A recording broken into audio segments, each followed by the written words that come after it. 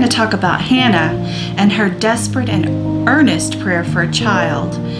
I'm also going to give you a recipe for a very easy but very delicious impossible breakfast pie. I'll see you in a minute, my friends.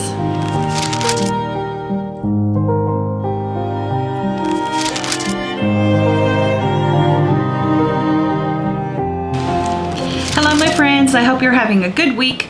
We're doing well at the parsonage here. If you hear a strange roaring noise and the sounds of water in the background, you are going to hear my dishwasher. It is a portable dishwasher and it is running, and there's also a little bit of mowing going on, so it might be a particularly noisy lesson, but we're just going to soldier on and move forward. We are in week 4 of our Women of the Bible study. There's going to be 4 more after this one. And today we're going to talk about one of my favorite ladies of the Bible, and her name is Hannah.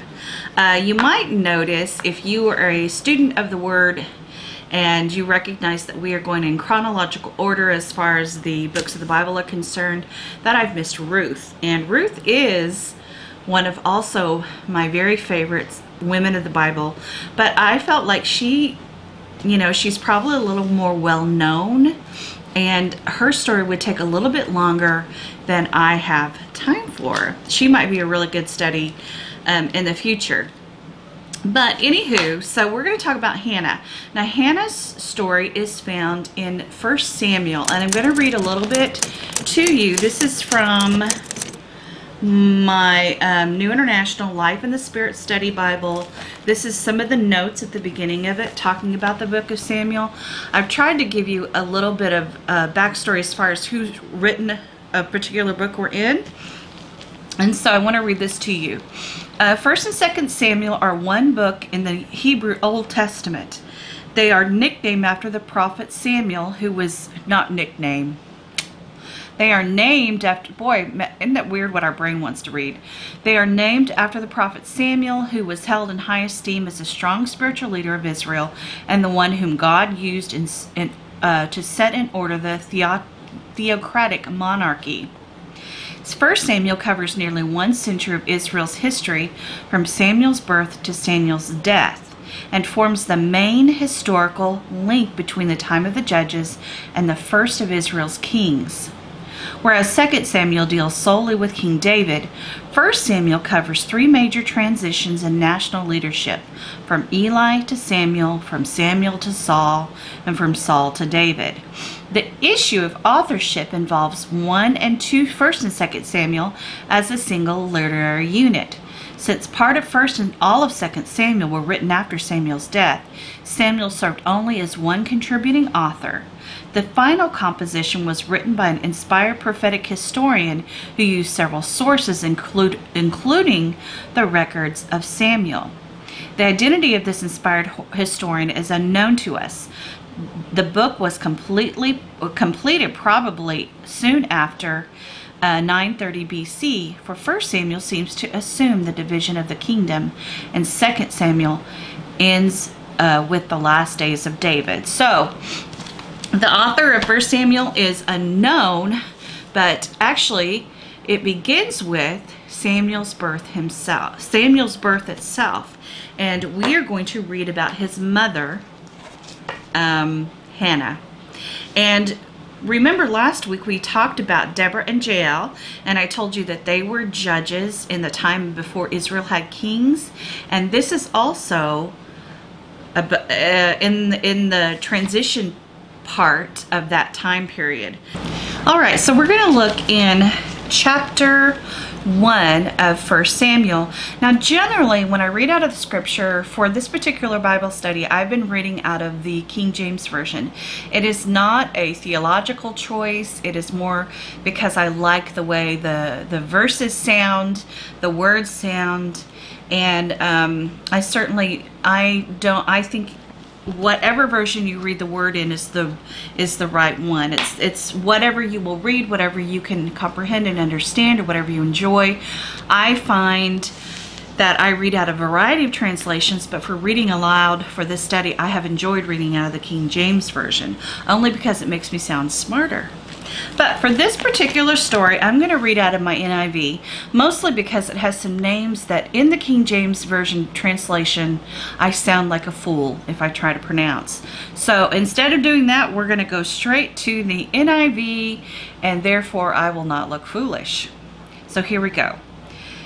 There was a certain man from Ramathan, a Zephite from the hill country of Ephraim, whose name was Elkanah, son of Jeroham, the son of Elihu, the son of Tohu, the son of Zuph, and Ephraimite. He had two, well, that I kind of looked foolish anyway, let's be honest about that. He had two wives, one was called Hannah and the other Peninnah. Peninnah had children, but Hannah had none. Year after year, this man went up from his town to worship and sacrifice to the Lord Almighty at Shiloh, where Hophni and Phinehas, two of the sons of Eli, were priests of the Lord. Whenever the day came for Elkanah to sacrifice, he would give portions to the meat to his wife Peninnah and to all her sons and daughters, but to Hannah he gave a double portion because he loved her. The Lord had closed her womb, and because the Lord had closed her womb, her rival kept provoking her in order to irritate her.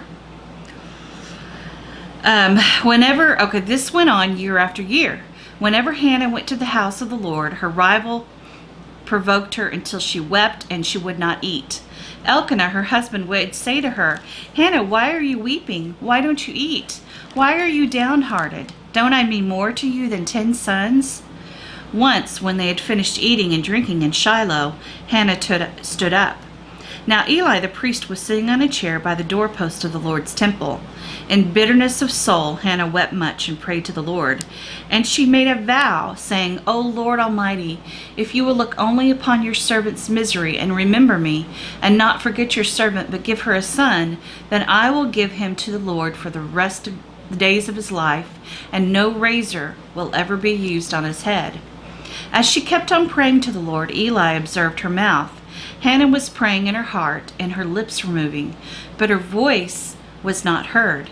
Eli thought she was drunk, and said to her, "How long will you keep on getting drunk? Get rid of your wine." "Not so, my lord," Hannah replied. "I am a woman who is deeply troubled. I have not been drinking wine or beer. I was pouring out my soul to the Lord. Do not take your servant for a wicked woman. I have been praying here out of my great anguish and grief." Eli answered, "Go in peace, and may the God of Israel grant you what you have asked of him." She said, "May your servant find favor in your eyes." And then she went on her way and ate something, and her face was no longer downcast.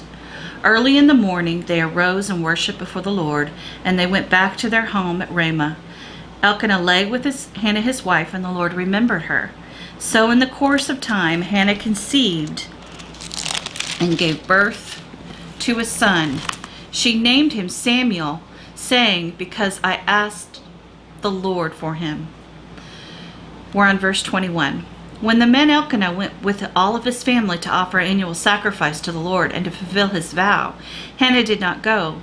She said to her husband, After the boy is weaned, I will take him and present him before the Lord, and he will live there always." "Do what seems best to you," Elkanah, her husband, told her. "Stay here until you have weaned him. Only may the Lord make good his word." So the woman stayed home and nursed her son until she had weaned him. After he was weaned, she took the boy with her, young as he was, along with a 3-year-old bull, an ephah of flour, and a skin of wine, and brought him to the house of the Lord at Shiloh. When they had slaughtered the bull, they brought the boy to Eli, and she said to him, "As surely as you live, my lord, I am the woman who stood here beside you praying to the Lord.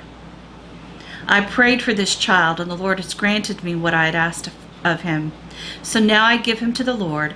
For his whole life he will be given over to the Lord." And he worshiped the Lord there. Then Hannah prayed, they were in chapter 2, and said, "My heart rejoices in the Lord, and the Lord my horn is lifted high. My mouth boasts over my enemies, for I delight in your deliverance. There is no one holy like the Lord. There was no one beside you. There is no rock like our God. Do not keep talking so proudly, or let your mouth speak such arrogance. For the Lord is a God who knows, and by him deeds are weighed. The bows of the warriors are broken, but those who stumble are armed with strength.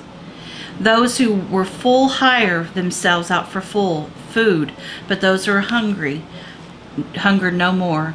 She who is barren has borne 7 children, but she who has had many sons pines away. The Lord brings death and makes alive. He brings down to the grave and raises up. The Lord sends poverty and wealth. He humbles and he exalts. He raises the poor from the dust, and he lifts the needy from the ash heap. He seats them with princes and has them inherit a throne of honor. For the foundations of the earth are the Lord's. Upon them he has set the world. He will guard the feet of his saints, but the wicked will be silenced in darkness. It is not by strength that one prevails. Those who oppose the Lord will be shattered. He will thunder against them from heaven, and the Lord will judge the ends of the earth. He will give strength to the king and exalt the horn of his anointed. Then Elkanah went home to Ramah, but the boy ministered before the Lord under Eli the priest. Okay, so let's talk a little bit about this story some more. Hannah was a young woman, and she was married to a man called Elkanah, and he also had another wife. Now keep in mind that there was never any time in God's law or God's intention for man to be married to more than one woman. That is made very clear in the Bible. Those who did it and did so did out of their own merit. They did that making their own choices. That was never something we never see. And God told David to make yet another wife. You know, we never saw that. So obviously it causes very, very big issues, and it causes issues in this story. Elkanah's wife Peninnah had children upon children, many children's, all the children's, and she tormented Hannah because Hannah was unable to conceive. I think it was because Elkanah so preferred Hannah, and you know, Peninnah saw this. She saw that he preferred it, and so she for years tormented Hannah for her lack of a child. And of course, in this day and time, it was considered a blight to be barren. We have talked about this before. Every year they would go to the shrine at Shiloh and they would worship there. They would offer their sacrifice. And this particular year, Elkanah looks at her and says, "Aren't I worth more than 10 sons?" And that is really hard as a barren woman myself, to look around at a life and see, isn't this, I am so grateful. I'm so grateful for this, and I'm so grateful for that. But still, there's something that is missing. If that's the desire of your heart, there's something that those other things can't replace. A successful job or a great marriage. Not if that is something that's a desire that is burning down deep in your soul. You can't replace that with other things. It's just not possible. Shrine or the temple, Hannah went in to pray. It wasn't a church like we see, you know. It's not like she goes into the church building and prays. Sometimes we have that image, but she is there at the door. And when Hannah begins to pray, Eli, the temple priest there, sees her. Now, I want to read something very interesting to you. This is from a source I use called Women in the Bible. And I'll try and remember to link it below if you'd like to take a look at it. And this says, why did she pray silently? Because she was making a vow to God. At that time, a husband could rescind any vow his wife made if he did so within a day of the vow being made. Hannah, desperate, did not want this to happen, so she mouthed the words without actually speaking them aloud. So if God gave her a son, she would give this son back to God by dedicating him as a Nazirite, a holy man sworn to serve God all of his life. He shall drink neither wine nor toxins, or a razor shall touch his head. Now, if her husband Elkanah had heard this vow, he probably would have objected to it. And so this is why she was making it silently. So Eli the priest, watching her, assumed that she was drunk, and he was outraged. You know, there was apparently at the festival time, feasting at the festival time, and you know, and so he says, "Why are you coming in here drunk?" And she says, "No, she was just deeply unhappy." So Eli prayed that her request may be granted, and so only then did she go. Only then, after the son was born, which was Samuel, did she tell Elkanah about her vow. She honors her promise. Now, it says in there that she kept him until he was weaned. Now, this is about 3 years old. And she took him to Shiloh and at that time, and had a special ceremony that she left him there at the temple to be raised by the priest in the service of God. And then the part we read where it talks about her thanks to God, her thanks of thanksgiving to God, you can see in many parts of this that there was almost a prophetic nature of it. Now, Hannah's story did not end. After this, she was blessed with more children, 3 sons and 2 daughters. So I think that's really, really interesting. There's so many things that we can look at this story. I'm going to talk today about the obvious fly on the wall, elephant in the room, which is barrenness, infertility. This is something that is, among a few other things, has defined my pain and the pain in my life.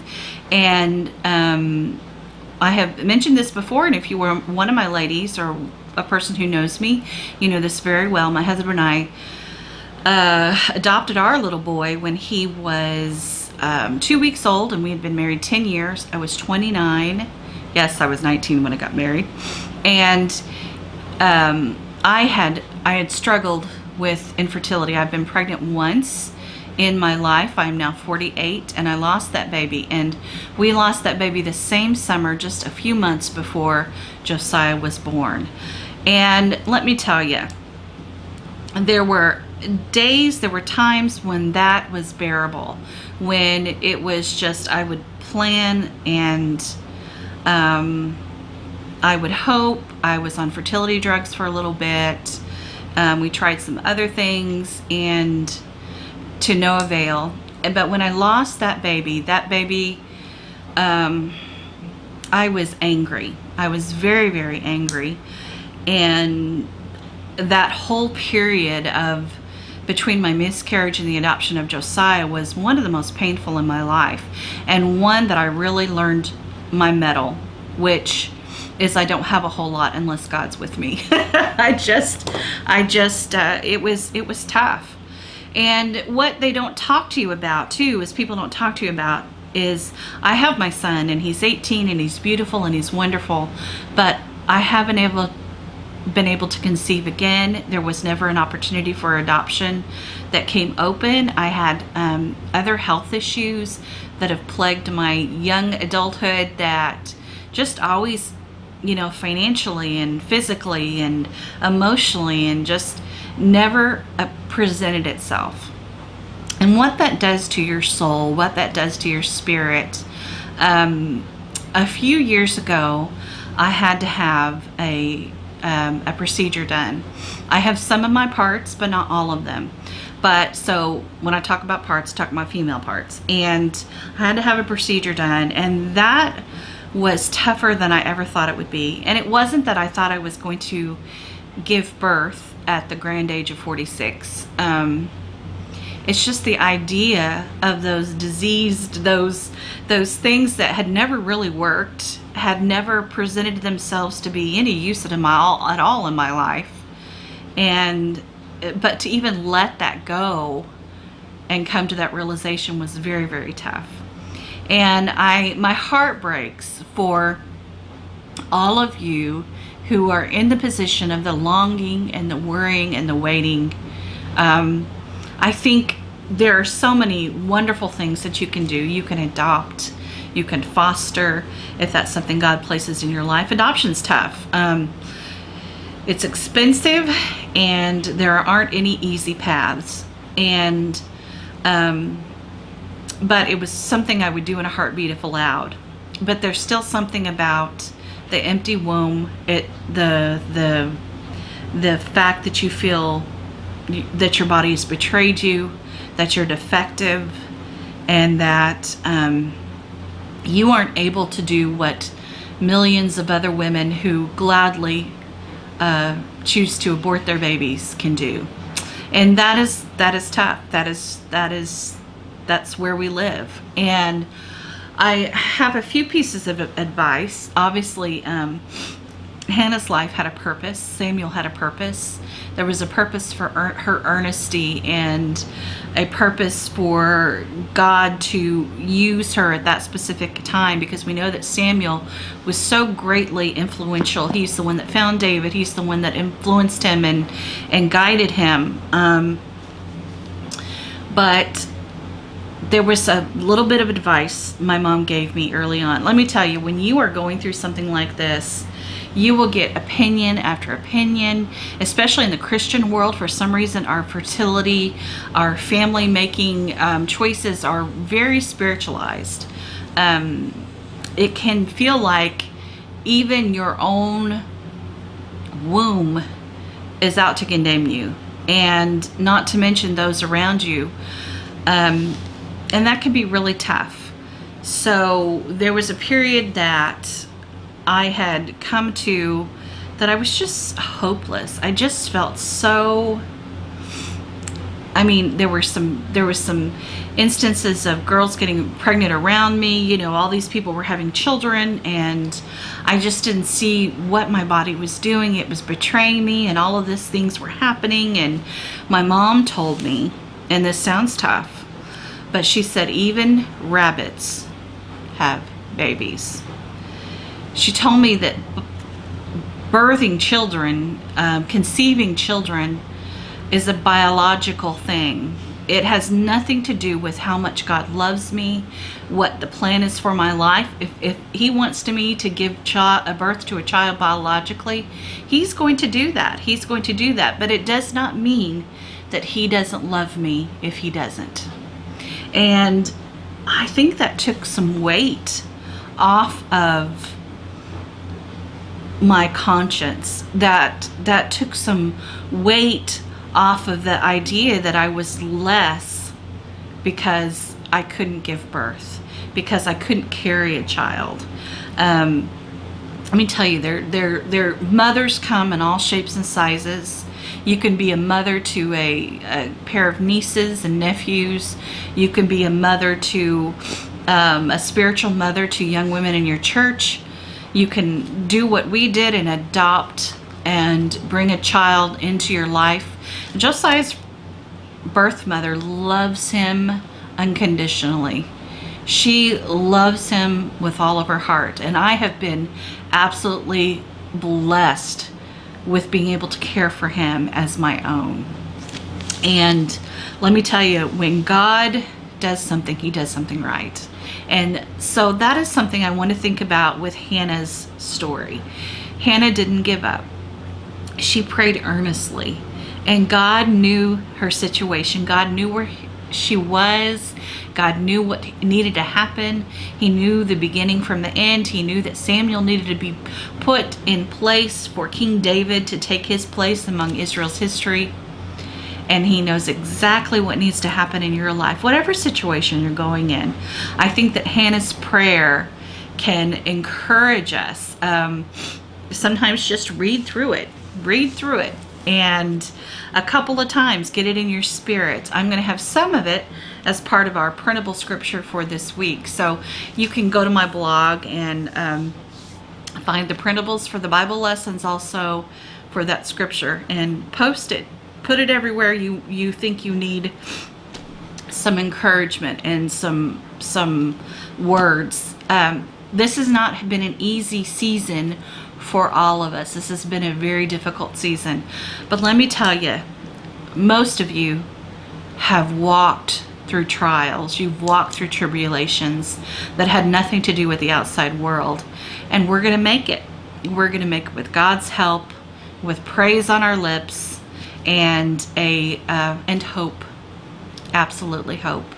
So that is our lesson for today. That's a deep one.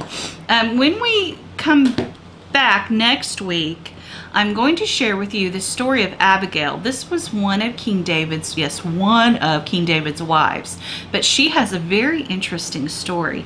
Now, she will be the last Bible lady that we will talk about in the Old Testament before we start moving to the New Testament.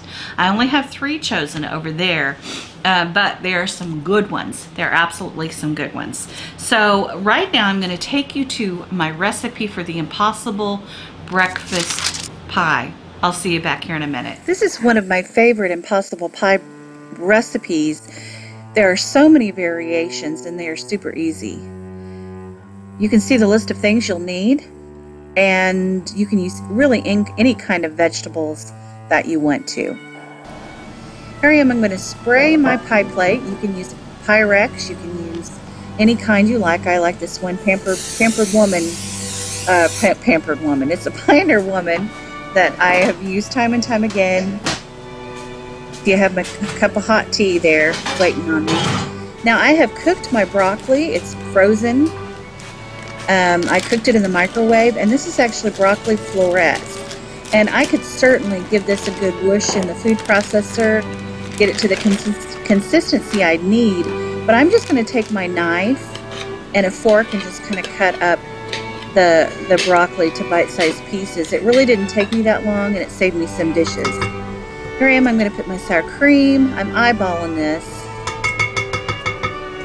It's about a cup of sour cream. Then I am also going to use a cup of cottage cheese.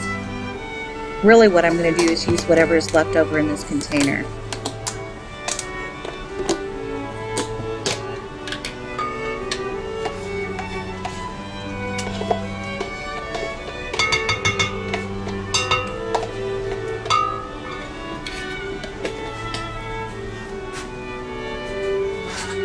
Now I'm going to add my Bisquick mix. But one of the reasons I like this recipe so much is that it only uses half a cup. Because I'm diabetic, I try to stay away from breaded products unless they're sprouted or sourdough, whole grain kind of thing. I put some butter in, and this recipe gives me quite a bit of protein and yet some really good flavor. Now these eggs are fairly small. This recipe takes 2. And I'm going to look at that and think, these are medium-sized eggs. I'm going to add another one for good measure. So you use your judgment.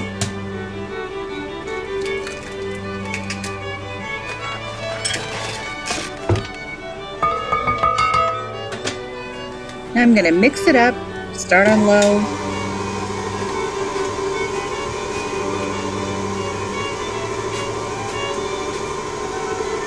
And I'm going to turn it up to high, and I want to let you see what it kind of looks like. Now, this is really important for everything to kind of get mixed together really well, and the Bisquick to get mixed in so it does its magic.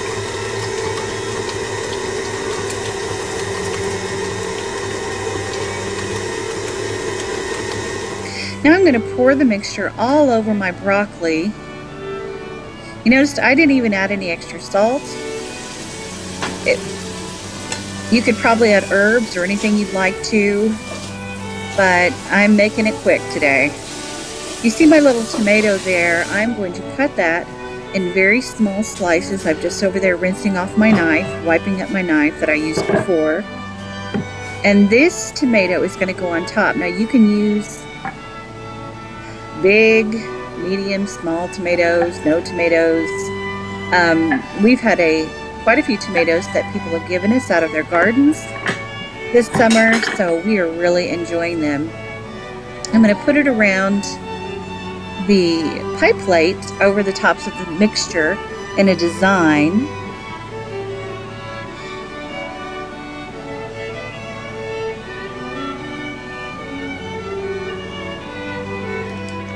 And I'm going to sprinkle some cheese on it. You can use whatever kind of cheese you'd like.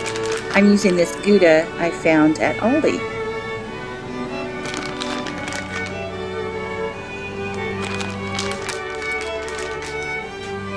Here's the product before I put it in the oven. I wind up putting another tomato slice in the middle. You see there? I found it in the refrigerator, and there you go. Enjoy. So I hope you enjoyed that recipe. I hope that it's something you can put in your repertoire in your stuff to cook. I'm trying to find you recipes that aren't so intimidating that you can do for a variety of occasions. I know this time of year we start doing a little bit more of hosting and gathering. I don't know what this year will look like for all of us with the COVID and all that kind of business, but we're going to do our best, aren't we? Next week, of course, I'm going to talk about Abigail, and I'm going to give you a recipe for the easiest pumpkin muffins you will ever make in your life. So you have a beautiful week, do beautiful things, hug all of your people, breathe in, breathe out, and I'll see you again. Bye-bye.